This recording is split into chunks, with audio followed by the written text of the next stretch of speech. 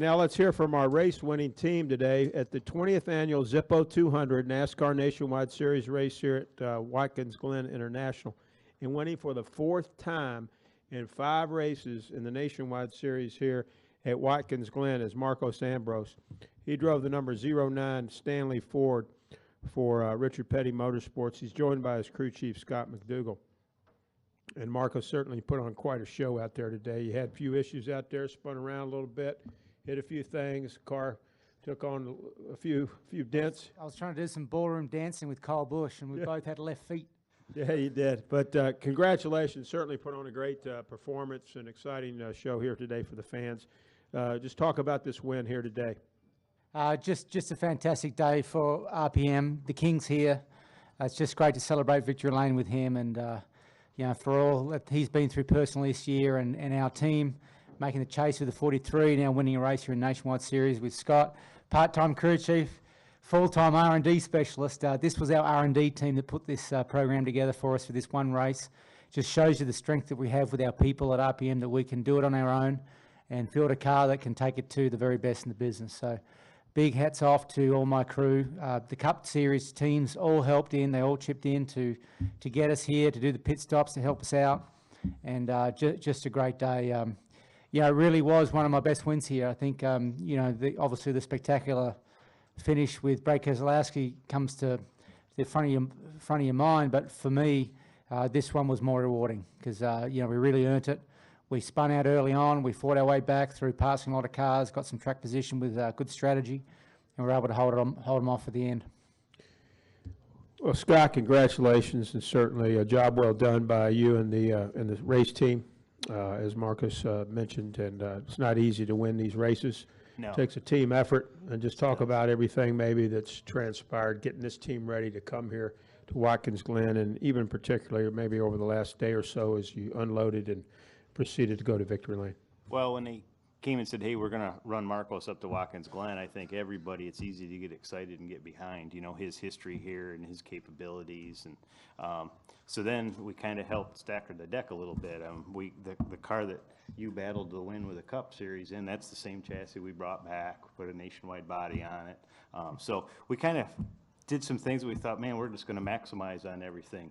The lead engineer on the car, Christina Russell, she even named the car Maxie at that point. So we just kind of capitalized on all that, and everybody drew in. You know, to speak on what Marco said, it takes everybody at our place to bring this whole thing together. So from the Nationwide guys putting in extra hours from the 43 Nationwide team to put it together, to the 9 and the 43 Cup teams to put it together, to the R&D team participating, it was everybody touched the car. So it's awesome to see the result.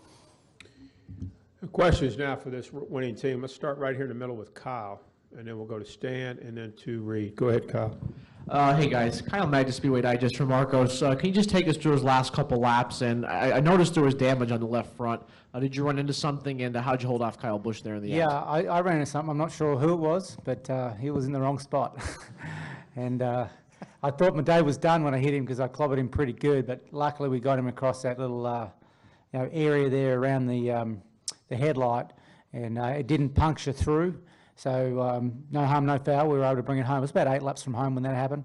You know, I was just taking chances. I know at the end there I was not as fast as Kyle, and so I had to take chances through traffic to try and keep the track position and keep the gap. And you know, that's what happens when you got to commit like that. So it was a pretty spectacular run home because Kyle was really coming fast. As soon as he passed the 12 was giving me a hard time, and I wore him out. And then next thing you know, I got that big green M coming towards me, and I'm like, oh no, here we go again. But you know, we were able to fend him off, and I should look at the stats of the race too, because I thought it was 80 laps. So when I realised there was still 3 to go, I'm like, oh, I was expecting to come to the white, and so I really had to dig deep and find something extra there just to keep him off. Next question. Go ahead, Stan. Stan Creekmore with RPMtonight.com.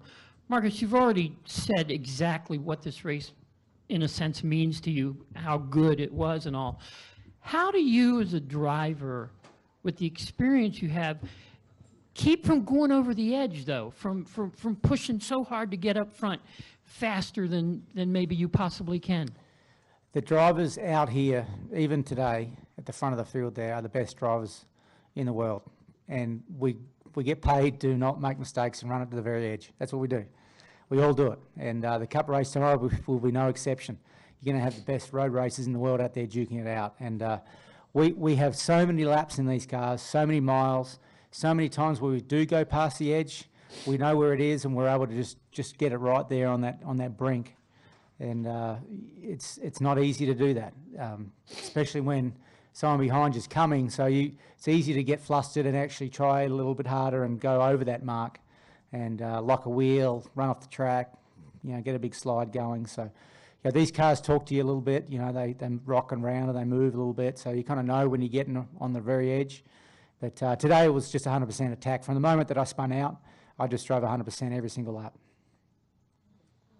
Let's go ahead and Reed, and then we'll go to the gentleman right here. Reed Spencer with NASCAR Wire Service. I've got two. First, in a weird sort of way, obviously you don't want to have contact and spin at any point, but in a strange sort of way, did that factor into the win at all, in that you were able to make up ground on fresh tires and then get back on the same sequence that I mean, if you told me, oh, that's how we're going to do the race, I would say that's a bad strategy. But it worked out for us, first and second. They got two guys spinning, doing a pirouette through the bus stop, ended up finishing first and second. It's pretty cool. And it just shows you how these races are never over. I mean, you can't quit. Just because you're going through the grass backwards doesn't mean that your race is done. And so, we got off sequence, and, I knew that I had to pass a lot of cars quickly to get ourselves back in the race, and that's what we're able to do. And then we had a different strategy with staying on those tyres through that middle stint, and it worked out really well. And second, how important was it for you to win the drag race with Joey when he was coming off pit road? Yeah, super important. And I think if I hadn't have cleared him right there, he would have been gone. Maybe I could have stalked him a little bit and got him in traffic, but we had a fast enough car to lead like that, but it would have been really tough to pass those cats because they were hauling the mail just as much as I was. And I was using my stuff up to try to keep the advantage that I had. So I think if they could have got out in front of us, it would have been hard to pass them. Go ahead. Dave Sully, Ariata Racing News. Tell us about the two left foot dance with Kyle there. What actually transpired that put you guys over? Yeah, look, it's early in the race, and so I looked up halfway down the back straightaway there, and he was in line. I'm like, okay, I know he's close, but he was close laps before, and he hadn't ducked out, and he ducked out late, and then the spotter was late. And then I turned in anyway because I was already committed to that line, and he bumped my left rear there. And if he had it wasn't intentional. I mean, I got no malice against him whatsoever because he spun out too. So he was trying to get out of the way just as much as he was hitting me. He was spinning himself out trying to save the problem. So no harm, no foul. It's just hard racing. It shows you that we're taking chances even early on. And what was it, lap 6 or something, lap 7? Yeah. Awesome, isn't it? Gentleman right here, go ahead. Robert Simons, Wellsville Daily. Marcus, coming into this race, what was your confidence for tomorrow's race versus now, winning the nationwide race? Yeah, I was more confident this morning going into the nationwide qualifying than I was a Cup car. I was a little sceptical how we're going to go in the Cup car in qualifying. It turned out that the Cup car was better than the nationwide car, so I'm not going to make any judgments, or I'm just going to sleep well tonight and just jump in that race car and go tomorrow. All right, thank you. Yeah, thank you. Other questions? Let's go to the gentleman here. We'll go to the gentleman here. Gentleman here. Steve Ovens, RaceChaserOnline.com. My question is for Scott. Scott, originally being from New York, what does it mean to come back to Watkins Glen and get a win here in your hometown of New York? Oh, it's real special. There's a lot of good local racing around here, from dirt to asphalt to road course. So I'd spent a lot of time at a lot of tracks, either working on them and at times have driven some up at Can-Am Speedway up in Lafargeville. So to come back to your area now that you've moved out of state, and just to know what you did and what you used to do in these areas, and to come back and to be able to be what you used to watch. I've been here with the old the Busch North cars at the time. So this is humongous for me. This is very special. Scott, where are you from originally? Born and raised in Syracuse, New York. Syracuse, all right. Next question, the gentleman here in the middle. Right there in the black. And then we'll take this guy here. Zach Tanzvetti, Weapons Racing. Everybody says tomorrow is your last chance to get a win before the chase, but I saw that you were really good at Bristol. You got top 5 last time. Do you think that could, work out? Yeah, I'm going to try my very best tomorrow. If I can have the same level of effort and commitment that I had today, and I finish second, I'll still take it. I mean, I can only try my best out there, and so we've got a good shot, and we've got probably our best shot to make the chase tomorrow. But Bristol is certainly a race that, I've run top 5 out a lot, finished 5th, I think, there in the spring. So no reason why we can't go back there and go a little faster. Thank you. Go ahead, gentlemen here on the front. Bob Benz, Corning leader.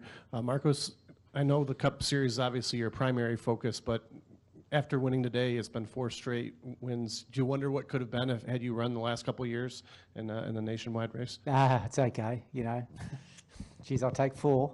I'm not greedy. Maybe a little bit. Let's go to Lee. Lee Spencer, Motorsport.com. Jeff Gordon said that, he's really excited that his kids get to see him race, and he's running so well at this point of his career. Your girls are old enough to appreciate what Daddy's doing now. What does that mean to you to have your family here? Yeah, it's really special. They're over there in the corner, and I keep telling them that sometimes I can win. I don't finish 20th every week, so it's just nice to get them back in victory lane. They've been in victory lane here a few times, but they're old enough to really soak it all in and remember it. It's better than a day at Disneyland, I reckon, coming to victory lane. So I love it. I love the fact that my family's here and that we're able to enjoy it together. And that's part of what makes NASCAR great. I mean, NASCAR are very welcoming to families. I guess they need to be, because we're at the track as much as we are at home. And it's one of the takeaways I'll take from my experience in NASCAR is being able to share it with my family.